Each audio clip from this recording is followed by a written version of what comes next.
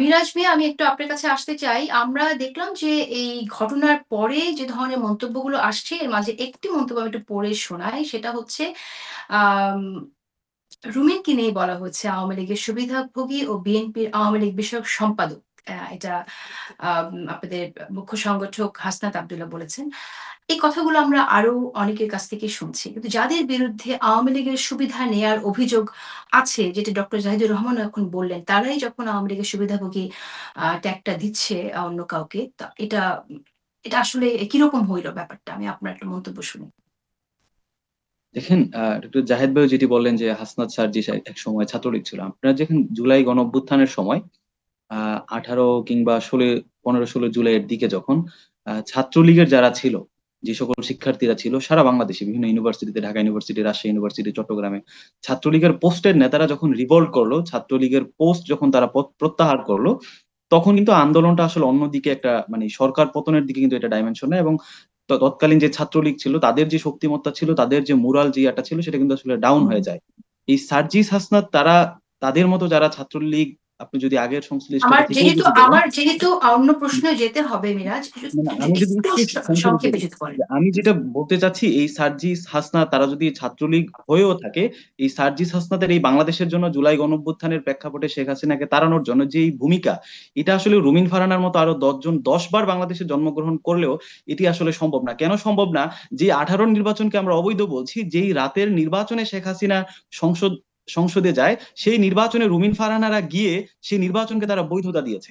এই জায়গা থেকে আমরা ওকে, বলছি আসলে এই যে ওকে। আগের তাহলে যে এটা এখন এই যে এই ধরেন কম্প্রোমাইজ করে যে থাকতে হয়েছে, অনেকেই ছিল আওয়ামী লীগের সুবিধা নিয়েছে, যেটা আমরা অভিযোগ শুনছি এবং বলছিও। এই কম্প্রোমাইজ গুলো না করলে এমন কি হইতে পারতো না যে 24 পর্যন্ত অপেক্ষা করতে হতো না, আরো আগেই গণঅভ্যুত্থান হয়ে যেত? বিএনপি যেসব আন্দোলন করেছে, যে আন্দোলনগুলো নিয়ে আমরা কথা বলি, অনেক ব্যর্থ আন্দোলনের কথা বলি, সেই আন্দোলনগুলোকে সফল করার জন্য তো তখন আমরা তাদেরকে পেতে পারতাম, যদি তারা এই সুবিধাগুলো না নিতেন। এমনটা হতে পারতো কিনা? এত না, মানুষের দেখুন, হয়তো প্রাণ দিতে হতো না, 24 পর্যন্ত হয়তো অপেক্ষা করতে হতো না। না, এমন আপনার ভাবা যায়। মানে আপা, আপনি আসলে যে জায়গাটিতে আসলে একটা মিস্টেক করে যাচ্ছেন, সেটা হচ্ছে আসলে রাজনৈতিক দলগুলোর গত 53 বছরের যে ব্যর্থতা, এটা আসলে আপনি শিক্ষার্থীদের উপর আসলে চাপিয়ে দিচ্ছেন। শিক্ষার্থীরা যদি না, না, সচেতন না, না, না, থাকতেন, না, না, না, ওই শিক্ষার্থীদের জায়গা উপর থেকে কেন আসলে চাপাবো আমরা আমি? মনে করি যে আসলে শিক্ষার্থীদের উপর এখানে চাপাবো না। মানে একদমই তা না। কিন্তু আমি বলছি যে এটা কিন্তু অনেকের ভেতরে দেখেছি। সেই সময়ের বাস্তবতা তো আমরা জানি। সেই বাস্তবতার কথাটাও জানি যে কিভাবে নিপীড়ন করা হয়েছে, কিভাবে নির্যাতন করা হয়েছে, সবকিছুই আমরা জানি।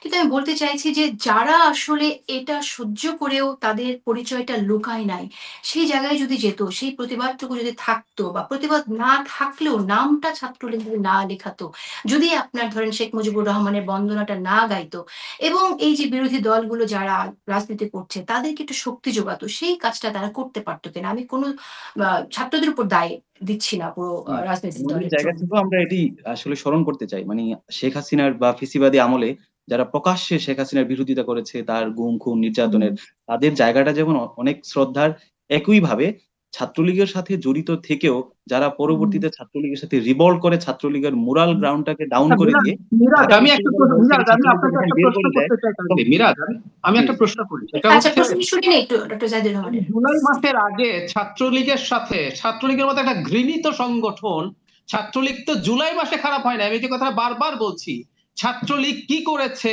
কি করে আপনাদের বা ঢাকা ইউনিভার্সিটির হলে কিভাবে পিটিয়ে মেরে ফেলে আবরার ফাহাদের মতো মানুষকে, নিজেদের মধ্যে খুনাখুনিতে শেখ হাসিনার সময় ছাত্রলীগ নিজেরা নিজেরা 150 জনের মতো খুন করেছে পরস্পরকে। হুম। হুম। ছাত্রলীগের মতো একটা বিভৎস সংগঠনের সাথে থাকাটাকে আপনি কিভাবে দেখেন? আপনি জাস্ট এটুকু একটু বলুন তো। মানে জুলাইতে কি করেছে আমরা সরে রাখি, এর সাথে থাকাটাকে আপনি কিভাবে দেখেন? এর সাথে নাম যুক্ত করাটাকে কিভাবে দেখেন? না, এখন এই জায়গাটাতে মানে যারা মানে ছাত্রলীগ হয়েও ছাত্রলীগ থেকে রিভল্ট করে যারা একদম বন্দুকের সামনে যারা এসে এই জুলাইকে নেতৃত্ব দিয়েছে, তাদের এই নেতৃত্বকে যদি আপনি আগের ছাত্রলীগের সাথে মানে সম্পৃক্ততা থাকার তুলনাটা নিয়ে এসে যদি এটাকে আসলে আমরা যদি ডিমোরালাইজ করি, ডিজোন করি, তাহলে এটা কিন্তু আসলে ঠিক না ব্যাপারটা। এই জায়গা থেকে আমরা বলছি যে আসলে গত 15 বছরে ফেসিবাদী আমলে যারা ছাত্রলীগ ছিল, কিংবা হচ্ছে যারা হুম। ছাত্রলীগের বিরুদ্ধে ছিল, এক একজনের জায়গা থেকে আসলে ভূমিকাটা এক এক রকম ছিল। এই ছাত্রলীগ হুম। থেকে যারা রিভল্ট করেছে তাদের কারণেই কিন্তু আসলে 18ই জুলাই ঢাকা বিশ্ববিদ্যালয় থেকে ছাত্রলীগকে বের করা সম্ভব হয়েছে। যদি ছাত্রলীগের পোলাপান যদি গণহারে যদি প্রত্যাহার না করতো, ছাত্রলীগ থেকে না যদি ঠিক পরে আছে, বদলাতে হয়, প্রশ্নটি ছিল কোন সব, আমি জায়গা থেকে আসলে বাস্তবতাটা কিন্তু আপনারা অনেকবার এক্সপ্লেইন করেছেন মিরাজ, আমরা অনেকবার শুনেছি এটা। কিন্তু আবার প্রশ্নটি এসেছে যে আরেকজনকে আওয়ামী লীগের সুবিধাভোগী বলার কারণেই এই প্রশ্নটা এসেছে আসলে। একদম। আমি শেষ করতে হবে, একেবারেই সময় শেষ। আমি ডক্টর জাহিদুর রহমান, আমি আপনার কাছে একটু শুনতে চাই যে আম এই যে একটি বিষয় আমরা বারবার শুনছি যে ১৫ বছর যা হয়নি এখন তা হচ্ছে। এটা বলা কি আপনার কাছে মনে হয় না একরকম এক্সাজারেশন? আচ্ছা, আমি আসি, আপনি যে কথাটা বলেছেন আমি এটা একটু রিটারেট করতে চাই। এই লাভগুলো আমরা তুলতে চাই নাই, কে কোথায় কি ছিল, এগুলো ওনারা ইনিশিয়েট করেছেন। আওয়ামী লীগ ট্যাগ দেয়া, ভারতের ট্যাগ দেয়া, ভারতে হাসিনার কাছে পাঠিয়ে দেব, দে স্টার্টেড ইট। সেই কারণেই আসলে এই আলাপগুলো আসে। এই আলাপগুলো না হওয়া ভালো। যখন ওনারা আনবেন, দে শুড বি রেডি যে এটা পাল্টা ইয়ে হবে। 15 বছর ভালো ছিলাম, যে পয়েন্টে উনি বলেছেন এটা হয়তো সত্য স্টেটমেন্ট, কারণ ওনার উপরে এই ধরনের হামলার চেষ্টা হয় নাই। কিন্তু আপনি যেটা বললেন এটার একটা জেনারেলাইজেশনের সুযোগ আছে, এবং এটা খুবই পলিটিক্যালি ইনকারেক্ট কথা বলে আমি মনে করি। এটাকে যে কেউ এক্সাজারেটেড হিসেবে নিয়ে সেই সময়টাকে ইভেন এর চাইতে ভালো ইন অল সেন্স কেউ ব্যবহার করার চেষ্টা করতে পারে। আবার বলছি, উনিও রাজনীতি করেন এবং ওনার পলিটিক্যালি কারেক্ট কথা বলা দরকার, কারণ শত্রুরা এই জিনিসগুলো, আওয়ামী লীগের কথাই বলছি, এই বিশেষ করে জিনিসগুলো আওয়ামী ব্যবহার লীগ করতে যখন পারে। এই কথাটা বলছে আগেই একদম, আগেই একদম, ভালো একদম। ছিলাম, তাদের আমি যারা একমত সফট আপনার আওয়ামী সাথে। লীগে যারা আছে তারা আমি বলেই যাচ্ছে একমত আপনার সেটা। সাথে। আমাদের শেষ করে দিতে হবে। একটু বলতে শেষ মন্তব্য আপনার কাছে শুনতে চাই। আমরা আবারও শুনলাম নাহিদ ইসলামী মন্তব্য করেছেন যে নির্বাচন হবে না। আপনি জানেন এর আগে নাসির পাটোয়ারিও বলেছেন ফেব্রুয়ারিতে নির্বাচন হবে না।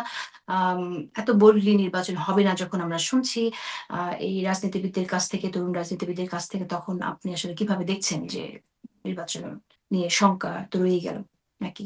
আমি এখন পর্যন্ত তাদের এই বক্তব্যগুলোকে চাপ তৈরির চেষ্টা হিসেবে দেখতে চাই, কারণ নির্বাচন যত এগিয়ে আসবে তাদের নিজস্ব কিছু আন্ডারস্ট্যান্ডিং আছে ক্রিয়াশীল দলগুলোর সাথে। তারা সংসদে মানে এনসিপিতে খুবই হাইপ তৈরি করেছে যে তারা অনেক বড় দল। এখন তাদের সেটার সাথে ম্যাচ করে এরকম কিছু প্রতিনিধিত্ব পার্লামেন্টে হয়তো তাদের প্রয়োজন। আমি নিশ্চিত নই, কিন্তু আমি শুনছি, আমি যেহেতু কোথাও পাবলিশ মিডিয়াতে, অবশ্য মেইন মিডিয়াতে এই ধরনের নিউজ এসছে যে তারা এক ধরনের সিটের নেগোসিয়েশন করছেন।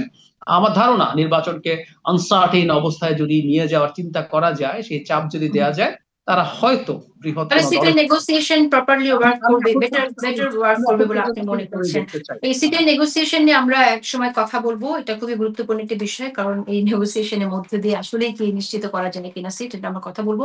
শেষ করে দিতে হবে আমার প্রোগ্রাম। আমি একটু মিরাজ মিয়া আপনার কাছে লাস্ট মন্তব্য শুনতে চাই যে নির্বাচন হবে না এটা বলার মধ্য দিয়ে কি আপনারা নির্বাচন প্রতিহত করার বার্তা দিচ্ছেন কিনা? একদমই না। আমরা আজকেও নাহিদ ইসলাম বলেছেন নির্বাচন প্রয়োজনে ডিসেম্বরে হোক, তবে রাষ্ট্রের যে বেসিক যে কাঠামো, সেই কাঠামোগত সংস্কার এবং পরিবর্তনের মাধ্যমে। আমরা বারবার বলছি যে গণপরিষদ নির্বাচনের মাধ্যমে নতুন সংবিধানের অধীনে আমরা আগামীর বাংলাদেশ দেখতে চাই।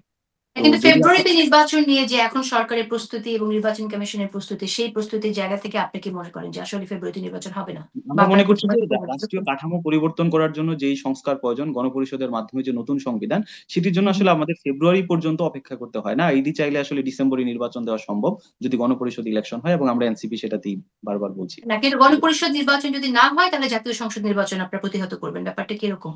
জি, ব্যাপারটি এরকমই। কারণ আসলে জাতীয় এই নির্বাচনের মাধ্যমে সংস্কার ছাড়া, রাষ্ট্রের বেসিক কাঠামো পরিবর্তন ছাড়া নির্বাচন হলে জাস্ট ক্ষমতার পালাবদলি হচ্ছে। যেহেতু একটি গণ হুম, অভ্যুত্থান, গণ আচ্ছা। অভ্যুত্থান তো ক্ষমতার পালাবদলের জন্য আসে না, রাষ্ট্রের অশেষ বেসিক ধন্যবাদ।